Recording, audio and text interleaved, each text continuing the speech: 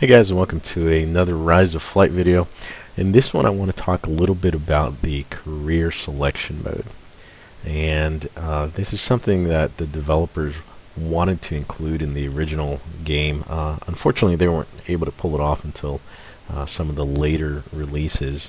And that's really what they envisioned Rise of Flight to be from the very beginning.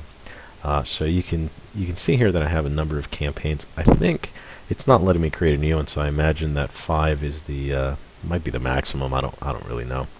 But what I've done is looked at real life aces from the war and recreated as best I could some of their careers. Now these aren't they're not pre-selected or anything like that. You actually would have to go in and create them.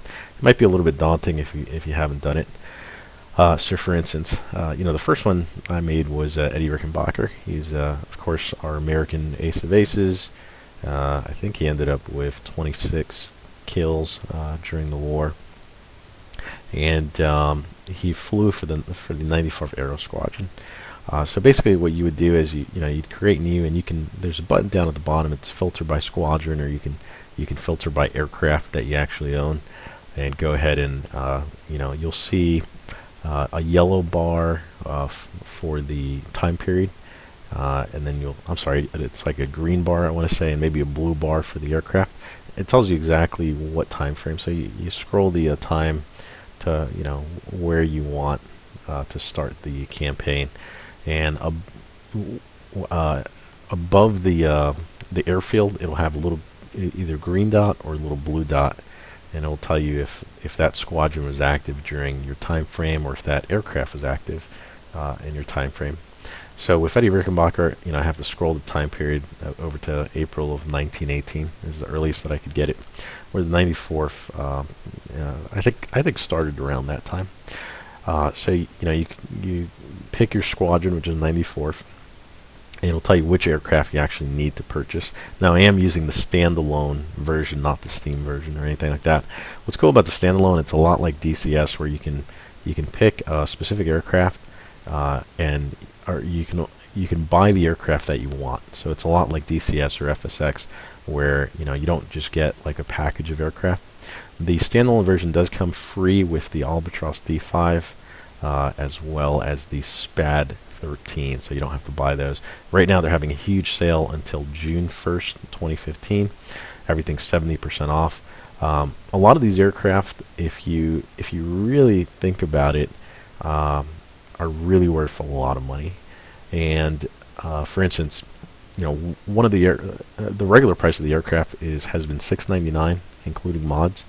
And if you think about that, it's $6.99. If I were to compare these aircraft to something that I would buy in Flight Simulator X, for instance, I would happily pay $30, $35 at a fair market value. Retail value, they could even be up to maybe $40, $45, even up to $60 for the quality that you get. It really is at an A2A type quality, or even beyond, definitely DCS quality. With the flight modeling and the instruments and the attention to detail. You can see the air code DH2 in the background there, and it's just a beautiful sim with great flight dynamics. So one thing that I talked about with IL-2 1946 is that it truly gives you the best feeling of flight. And I was looking at a video for the developers, 777 Studios, who developed this game, and they also went on and developed IL-2 Battle of Stalingrad, which is kind of the next iteration of the 777 Studios legacy. And truly, those sims, along with DCS, which I think are all loosely based on the same engine, quote unquote, give you the closest feeling to flight with the physics, the momentum, the flight dynamics. And I've mentioned before that I'm a private pilot, and these are the closest sims, along with A2A, that I can get to the feeling of flight. And the devs, in one of the interviews, they were talking about Battle of Stalingrad and some of their goals in developing that. They said their goal was, number one, the sensation of flight. That was a very key goal to them, and they certainly accomplished that in this sim. Number two, it was to place you in the cockpit.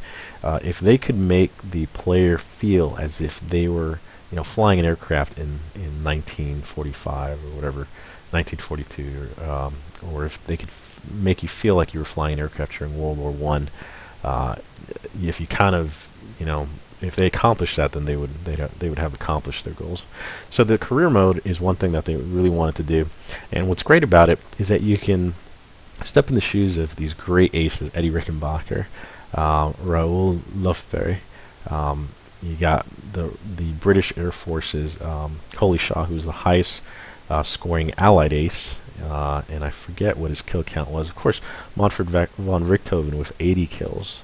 And then you have a guy like Lagan Brive, who was an Irishman, who I talked about in a previous video, and he got 10 kills in the Airco, most amount of kills in that. So you just pick a pilot that you want to emulate, or just create a fictional one, doesn't matter, and you pick the aircraft that you want to fly. So with Eddie Rickenbacker, of course, his squadron flew the SPAD 13, and then earlier as well the Newport 28 were the aircraft that they flew. And what it'll do, it's a dynamic campaign generator. If you kind of think about what BMS does in that it doesn't just simulate mission to mission or give you like a multiplayer experience, it actually creates a whole battlefield, a whole war campaign. Rise of Flight does this, but on a smaller scale, in the sense that it's not 10 squadrons flying at one time, with SAM batteries and artillery and vehicles and different target packages and things like that. It's a much smaller scale because of course it's World War I, smaller distances, but it's the same concept.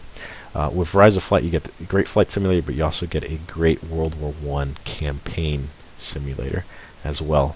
So what will happen is every time you get into these flights, it'll randomly generate objectives. It'll randomly generate flights. I say randomly, but there is a headquarters that's kind of the brain behind the operation, and they'll prioritize targets just like in BMS. Pretty awesome. So let's say you're flying in Eddie Rickenbacker's campaign. It'll place you at the date and time. It'll generate random weather, and actually I got to give credit to Rise of Flight. They I think they researched some of the common weather patterns at the time, which is crazy if you think about it, and they try to replicate. For instance, like you'll start a flight and there'll be a certain temperature. If it's in the fall, you'll get colder temperatures. In the winter, of course, it'll be very cold. And in the summer, you'll get warmer temperatures. I don't know if that really affects the flight model. I want to say that it does, but I'm not really sure. But just for them to research air weather to give you a more realistic experience is great. The other thing you'll get is world news. So they've actually pulled front pages, headline pages, and they include like little snippets of articles. So let's say it's a certain date, like around April 1918. It'll give you a list of the aces on the right hand side, and it'll tell you who the top ranking ones are, and that changes by date. So von Richtofen, for instance, in 1916, he wasn't even on that chart, I don't think, at all. So you're literally kind of playing Van Richtofen and starting your career. Anything can happen in these. Every time you jump in, the same mission will never play out the same way twice. So it's pretty cool. I'm going to be going through some of these campaigns. Of course, careers. Of course, you can't start with the campaign and kind of go through the for instance, the Hat in the Ring is the American campaign. And you get very limited missions. They're kind of the more famous historical ones. Like you got Lieutenant Campbell here, and of course, you'll see them up in these. Here's Captain Peterson. Here's Eddie Rickenbacker, and you can see that he's first lieutenant. So you can play through the career mode, and then if you start this career, you can make your own fictional character, play as these aces, and see if you survive the war. See if how many kills you can get. Can you get your name up on the aces list and things like that. And I will say that it's very unforgiving, this sim, in that it makes no apologies. It just puts you in the scenario, and then however it plays out, it plays out. The hardcore simmers, obviously, we like to play with very realistic settings, and this will give you a very close experience to what it was like to fly during World War I. So just check out this career mode. It's really cool. You can literally, I think one of these squadrons, Jasta 2 for instance, I think they kind of exist throughout the whole war. Later, von Richtofen goes over to Jasta 11, and then there's actually a combined squadron towards the end of the war. So, for a squadron like this, they'll go for, almost the entire time period of Rise of Flight. Whereas Lagan Brive here, his squadron only flew up until the time that he died, maybe only a month or so. So it's cool, and maybe in your in your experience, Brive won't die. Maybe he'll survive and go on and get more kills.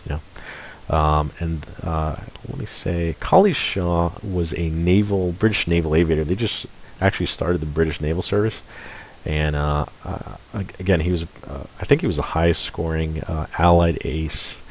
He flew the Sopwith triplane. I'll be doing some of his campaign as well. And then, of course, Lufberry was with the Escadre Americaine, which was the French American. If you've seen the movie Flyboys, that's what it's modeled after. And he was actually a French American. His father was American. His mom was a French woman. They actually had a very thick French accent. Didn't really fit in with the American pilots, so he was always kind of trying to prove himself. And he ended up with a lot of kills. He later went on to actually instruct Eddie Rickenbacker later on in the war, when he was actually Eddie Rickenbacker trained with Lufberry. And what they would do is they would take the new pilots, the French pilots would take the new American squadron pilots out over the line, and they would teach them the ropes. So that's pretty interesting. All right, hope you guys check out this career mode, and I'll see you guys next time.